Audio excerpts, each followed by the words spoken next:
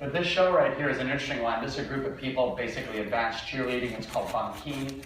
And we've got some people tossing people. The people that are being tossed are called flyers. Makes sense. The people that toss the flyers are called porters. Makes sense too. If you see the young lady flying through the air right there, that's something important to see. There's a guy being tossed in cot as well. There's 2 female flyers. I've taken an inset picture of them right here. And if you look at them, they're about 112 pounds, and they look physically identical. The one on the left is a US national team gymnast who we stole from gymnastics and got put into the circus world. And interestingly enough, the one on the right-hand side looks identical to her, does all the same tricks, would be double twisting, double backflips from the hands of 2 gentlemen and into the hands of 2 more gentlemen. And they do the same act together. The one on the right is 58. That's called durability. And why I'm saying this to you is a very important thing. Circus teaches me a lot about physical literacy, because if physical literacy is a journey but not a destination, the actual destination might be circus. The circus people like me saying that, give me hearts. But in the end of the day, she's 58. And durability is something we need to understand, and physical literacy creates durable people, which is what we want for all population. You're going to be told by osteoporosis societies and things like that, that as you go past 30 years of age, a healthy, so-called healthy Canadian or healthy American will result in a decrease in bone mass 1 to 2% per year every year after 30. And if you're a postmenopausal female, it'll drop by 2 to 4% per year. Now I'm going to show you something about durability, and this isn't selling circus. This is selling physical literacy, which is what we create as physical educators. This is, we scan all the performers, every single inch of their body 4 times a year. I do that. We do bone density, fat mass, muscle mass, lean body mass. We do 3-dimensional models of every part of them. In the end of the day, what we're able to do is show you something that is an astounding bit of information that is hope. And here it is. I measured the bone mass in all 1,000 performers worldwide in Cirque du Soleil, and you can actually see here in blue is the girls and green is the boys. And I've stripped out the younger performers that are 6 years of age, maybe 12, and I've taken away some of the 70 or 80-year-old performers that we have all the way, but I've taken 20 to 65, the active people on stage. And what you can see here, and is a very important thing, that bone mass actually does not change with age. This is the first time ever to demonstrate data like this. They do 240 minutes a week of moderate vigorous. Kids is 420, that's what we want, 60 minutes a day times 7 days a week. We as adults is 5 times a week times 30 minutes. They're not at kid level, they're above the minimum, but because of what they do, they're not freaks. Because of what they do, they keep bodies. Their lean body mass stays with them for basically till 65, for males and females. That's hope. That's something that is a very positive thing that we can think about, and that's something that we do as physical educators. We contribute to a physically literate culture. It takes a community to raise a physically literate child. We are a very key piece of that community. I'm going to show you another little thing that I'm very lucky to be able to do. This is a young male. He's 21 years of age. He's got reasonable balance. He's got okay kind of strength. His flexibility is somewhat okay. We get flat splits in 6 months at Cirque du Soleil. That's our job. And because if you can't make beautiful lines like that and have a great core, I design all the core training programs for all of Cirque du Soleil. We have level 1 to 14, and I'm going to share that with you today because that's something important. We actually deliver the level 1 core in kindergarten. And I'm going to share it with you. I asked the vice president of Cirque du Soleil, can I release this? And he said, absolutely not. I said, can I leak it? And he said, sure. So here's the leak. This is the core progression document, level 1, level 2, level 3. You can see to Google, if you want to click that, you can take this right now. It's a downloadable interactive PDF. If you click on the image of the person, you'll see the actual activity. Level 1 core, level 2 core, level 3, we don't release 4 and above. By the way, the young gentleman that you saw doing the handstand work, he's level 8 out of 14. So in the end of the day, you can download this, and what's really vital for you to understand in this room, if you make a physically literate person, they get fit. If you make a fit person, they may not get physical literacy. And I'm a strength and conditioning person, but at the end of the day, physical literacy has taught me how to enrich core beyond strength and endurance. Those are really important concepts. Physical literacy is really about brain training and muscle training at the same time, and I'll talk you through that. This is our culture right here. It's an amazing culture, isn't it? Thank you. Thank goodness for Tinder. I'm joking. I don't even know what that is. But this is the United States data. This is measured physical activity with an accelerometer.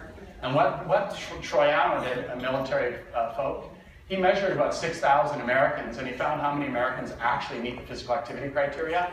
Less than 48% of boys under puberty do, and sadly, 34% of girls meet that. Why is there a difference between boys and girls under the age of puberty when the sex difference doesn't really exist?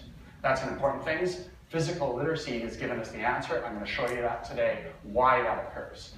Young women drop to 3% levels of physical activity after puberty. That is a horrendous crime. 1 in 3 Canadians, females, die from heart attack and stroke. The wedge is created in grade 4, both the United States, Canada, and even Sweden. If you look at this data right now, this is your data from 2008. Canadian data in 2014, our Canadian data surpassed this in the wrong direction. The United States and Canada are on railway tracks that are going to hit a wall. Our future's bleak unless we fix this. The new health of Americans and Canadians is phys ed, recreation, sport, and performance arts. It is. Thank you. It's not healthcare.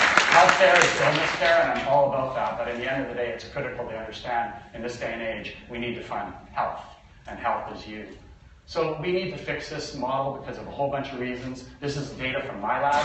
The 7 people on top, I've sliced through their femurs with a computer tomography. See the seven femurs there? Those are inactive kids, 21 young adults, 21 years of age. They're totally gamers.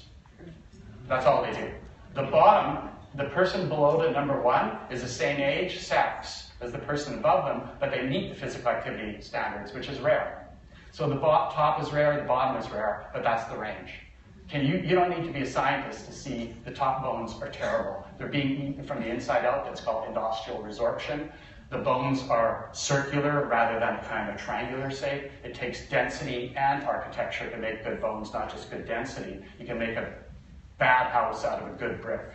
At the end of the day, the bones on top are irrecoverable. There's nothing that all the king's men can do. There's no science, there's no exercise, there's no drug that can fix those bones. None. And 25% of your bone mass is laid down during the growth spurt, and that occurs from 11 to 12, 13 years of age, when our physical activity is dropping like an egg onto the ground. You think we have fragile skeletons now? The future is bleak. This is Canadian data. Obesity from 1972, the Munich Olympics, 9% of Canadians were obese. And through every single one of our governments, which we have liberal and conservative governments in our country, no government has made a change in that trajectory. You're shifted up 3% from this line exactly. In 45 years, we went from 9% to 27%, you're at 33. At the end of the day, China has tripled its obesity rates in 5 years. Tripled, because they're becoming Americanized, Canadianized. In the end of the day, no government has made a change in this trajectory, and to believe that we can actually reduce this in any way, shape, or form without serious money funding you is ridiculous. We can't just say eat well and exercise regularly. Promotion doesn't work. We need provision. You're the providers. In Canada, this is the population from 0 to 100 years of age. We've got 35 million Canadians. You're exactly 10 times larger than us. In the end of the day, the red on this graph is all the people with type 2 diabetes. It's 10% of our population, just like yours. By the time my son retires in 2063, that will be 69 years of old. My son, who's 25 now. This is the Canadian population. Many more people older, just like your population is going to do. But if you look at the percentage of people with type 2 diabetes, it will raise to 13%. All projections for Canada and the United States have been under-projecting. We just finished a massive 42-hour computer simulation to produce these graphs. You're the first people, other than the Minister of Health for Canada, to see these graphs.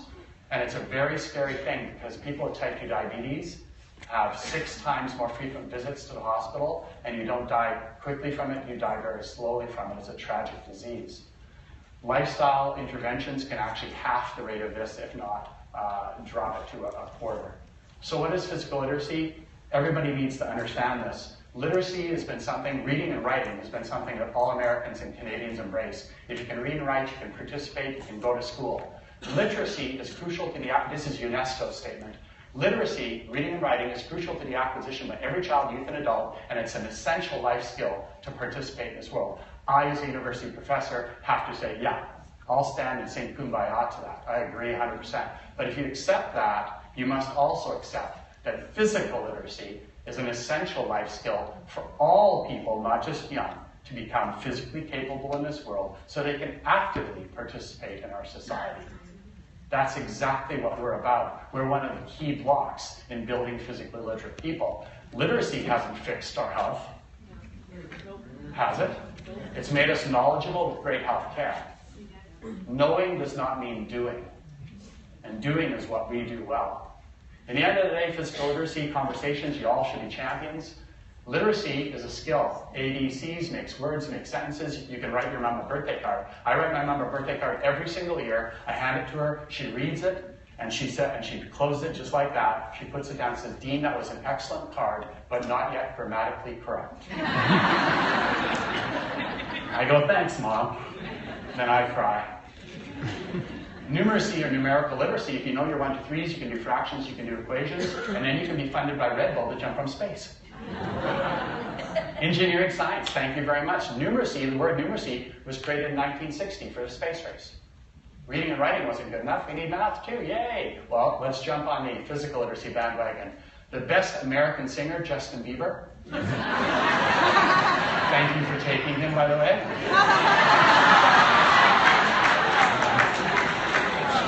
He does have nice hair like our new Prime Minister, mind you.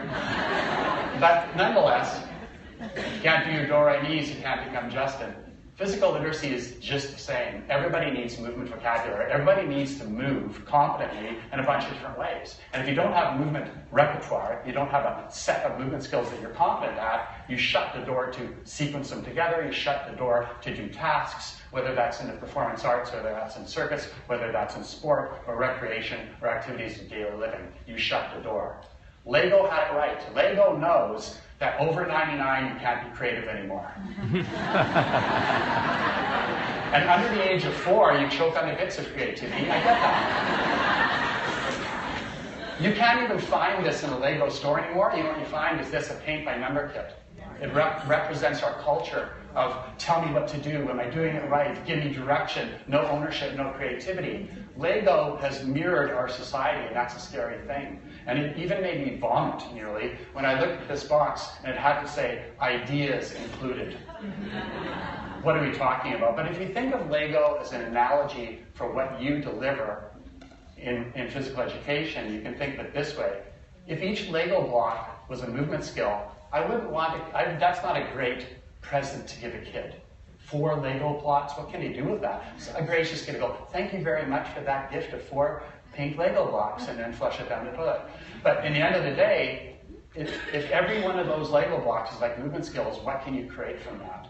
So do you want every American kid to have that many Lego blocks? No. Do you want that many Lego blocks? No. I want every American Canadian child to have a host of movement skills that they're competent at so they can build the movements that they need to participate in anything from vocation, in the military, firefighters, into recreation, performance arts, or sports, or even just do activities of daily living.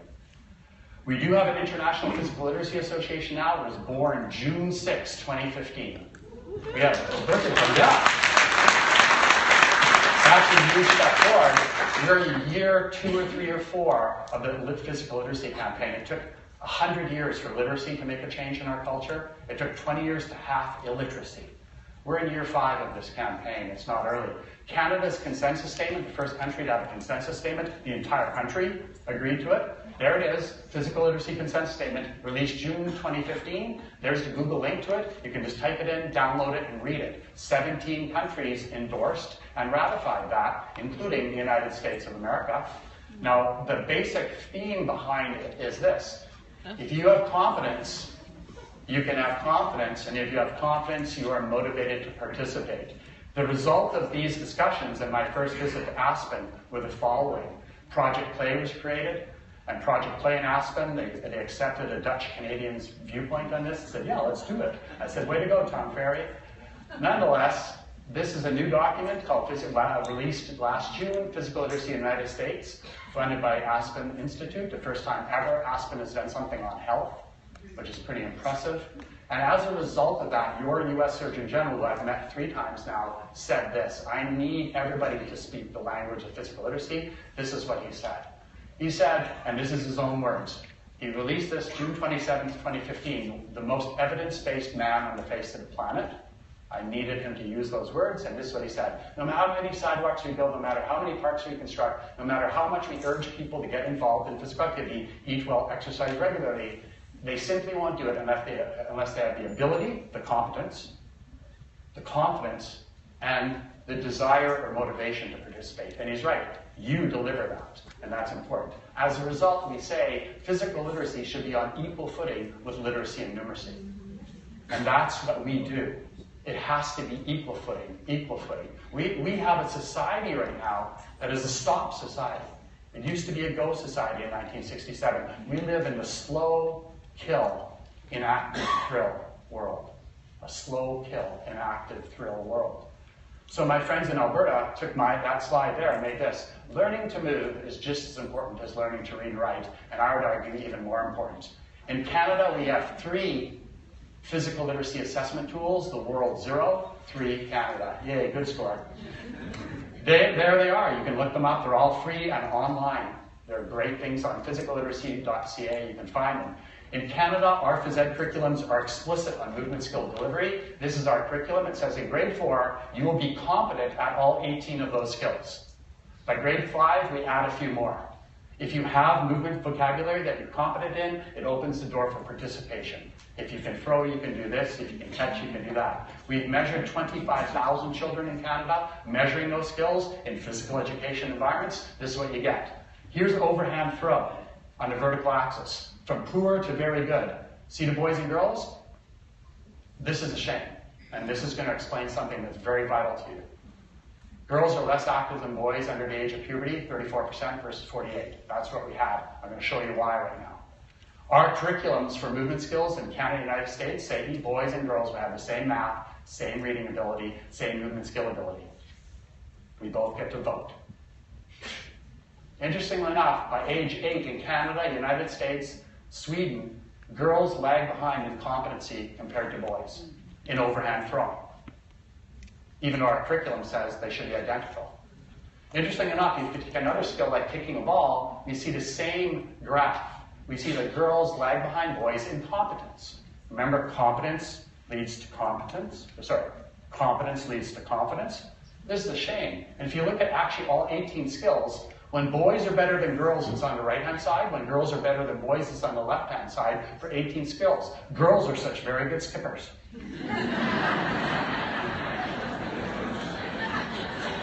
But the interesting thing here is, look at all the skills. This is 22,000 Canadian kids, the largest assessment of motor skills in the world. And you can actually see here that boys are better than girls. The answer based on our curriculum should be 0 difference. 0. As a result, you close the door to participation for women, and you open the door for young boys. This cartoon is a critical one. You create quality physical literacy experiences in what you do. That's what you do. You create an environment where they can grow their movement skills. If you give them confidence, they get motivation. Here's the graph that we asked. Again, 22,000 kids, look at this. How confident are you to perform activity? After age 8, when girls' competence is less in 14 different skills, girls' confidence tanks. You lose competence, you lose confidence. That evidence is this graph. This one made me cry as a scientist, and this is really not a good thing. This is gender mistreatment at its finest in the United States and Canada. It's persistent to this day. We ask a simple question. I believe that being physically active makes me happier. Not happy down below, happy up above. You're 5-year-old, a drunken little maniac, woohoo! I love activity. I get that. 6 years old, sit down a little bit. At age 8, yeah, that's you. At age 8, girls' confidence lags behind boys. At age 9, confidence tanks. At age 10, 11, 12, 13, girls dissociate happiness from physical activity. This isn't a discussion. This is normative data. If you look at this, see the level 3? Right there. At level 3, it's actually associating unhappiness with physical activity. That's our culture. That is gender mistreatment at its finest. We need to remedy that, and we have. I'm here to tell you we've done 4 large interventional trials to show that you can remedy this in phys ed alone with good lesson planning. It's as simple as that. In the end of the day, because of this, what happens, participation drops. Young women pop their knees 6 times to every 1 boy because the confidence to cut and run is not delivered the same way. 6 injuries to 1. We have done 14 randomized controlled trial studies to show that if you actually deliver the confidence we should be delivering, girls' ACL injury rates go from 6 to 1 to 1.5 to 1. It's not strength. It's not fitness. It's motor competence and movement. Highly deliverable. So in the end of the day, my last slide here, you should believe in this cycle. That's physical literacy in a nutshell. You deliver fun and challenge. You should be delivering challenge to every person of every ability in your classrooms. Very difficult to do, but possible to do. And if you deliver fun and challenge for competence development, you also teach kids that success and failure go hand in hand to develop competence. Failure is not the opposite of success, it's part of it. Our children are dejected children thinking that failure is a bad thing and should be avoided. It is everything about getting better. If you deliver a fun and challenging environment with successes and failures seen as both valuable, you make people that are confident. You need to teach people to feel comfortable to move in front of others. Boys and girls should feel comfortable moving in front of others. They don't. As a result of that, we have female-only fitness facilities. They should not exist. They will be needed for the next 100 years because of the fact of the data that I showed you. We'll need them, but they shouldn't exist. Otherwise, you should believe in segregation for math, reading, science. And nobody would say that publicly. I just did, sorry. In the end of the day, free play, our kids suffer from outdoor deficit disorder. And if you don't have free play, you can't tune in your fine motor skills. But if you participate, you have free play, you get creativity, Lego back again. And then if you have creativity, that's your movement. Then you own the movement, then you're motivated. So free play is essential to have. And finally, if you have free play, you develop more competence.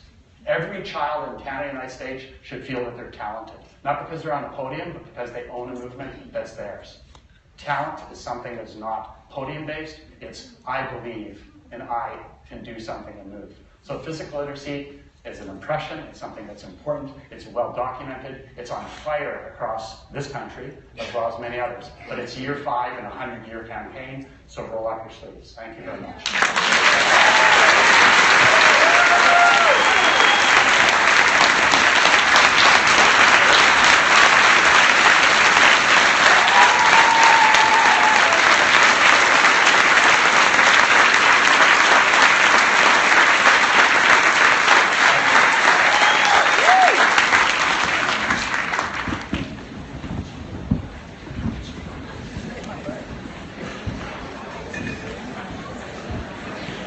So much.